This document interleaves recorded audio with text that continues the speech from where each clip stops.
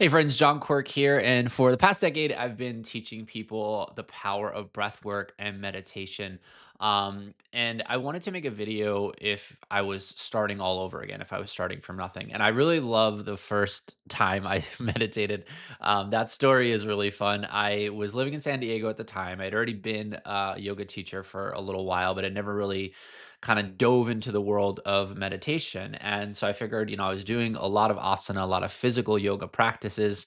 And I was like, how hard could meditation be? So I set up a little area in my apartment and I was going to sit down and start this meditation thing. And I said, 15 minutes seems like a pretty reachable goal. So I set up my blocks and my bolster and I sat there and I was losing it. I felt like my body was yelling at me, even though it wasn't. I mean, I was just sitting on the ground.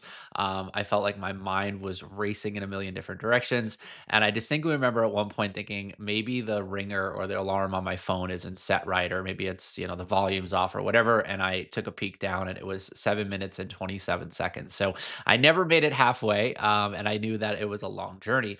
So fast forward to today, I've done thousands of hours of meditation. I've explored many different lineages, from transcendental meditation to Joe Dispenza to Vipassana. There's all different types of things that I've practiced. And the point of this video is that if I was starting all over again and I really, needed to create a roadmap, here's some of the things that I would do just knowing what I know now. So, meditation can take on many different forms for many different people. Most of us think of seated meditation. And for the purpose of this video, that's what I'm going to share. And I think if, especially in the Western world, this is probably the meditation that we need the most, is really just to shut off our brains and shut things off for a while. But I want to give you some little tips in terms of how you can get to some results a little bit faster.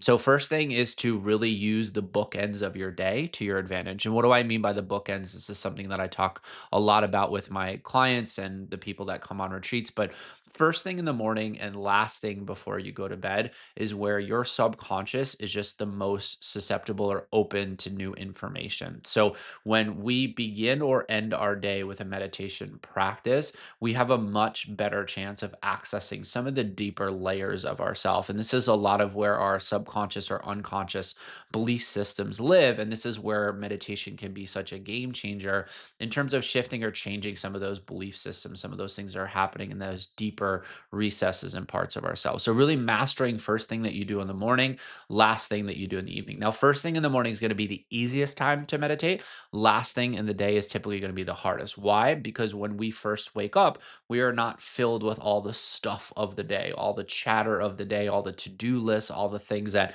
we kind of take in throughout the course of the day and then eventually ruminate on as we start to slow things down. So, really starting your day with meditation can make it easier to meditate in the evening because you are just again not filled up with a bunch of stuff.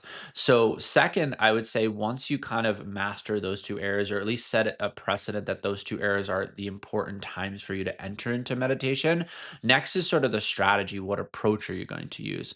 I've again experimented with so many different things: guided meditations, music, silence, tapping, like you name it. I've tried it. Mantra meditation, japa meditation. There's so many different paths up the mountain. I would say choose one and stick with it for at least a couple weeks, at least 2 weeks.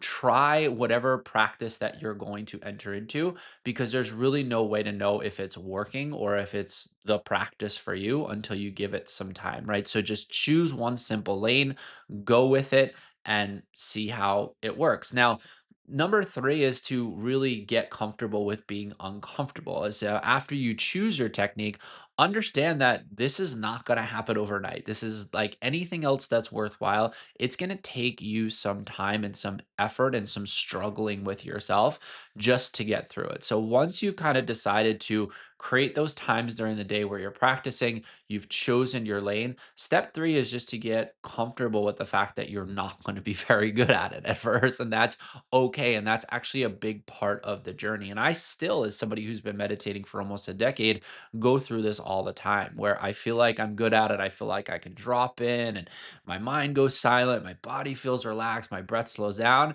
And then the next day, it just is a total disaster in there. It's like I'm racing, I'm thinking about all my tasks, I'm thinking about something silly that I said the day before, what I'm having for lunch. I mean, you name it, it all can go haywire, right? So really the consistency of your practice, choosing the lane, choosing the practice that you're going to commit to, and then three, being okay with the struggle is such a big part of it. So if you're, again, just starting your meditation journey, or maybe you're kind of struggling or you're feeling stagnant in your journey, I think just thinking about yourself as a beginner at any stage is really valuable, but especially if you're just getting started.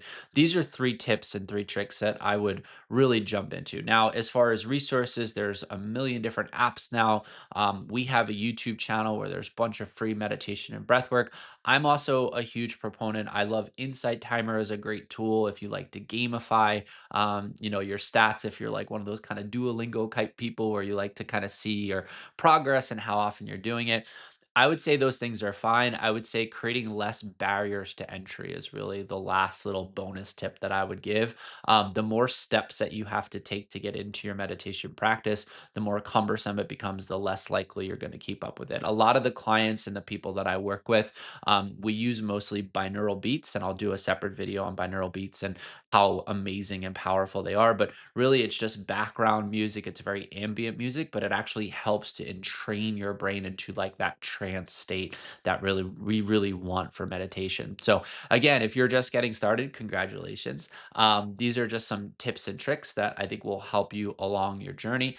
If you want live breath work and meditation, we do that every single Wednesday on our website. And if you're looking for something even deeper, come out, do hours and hours of meditation with us on retreat.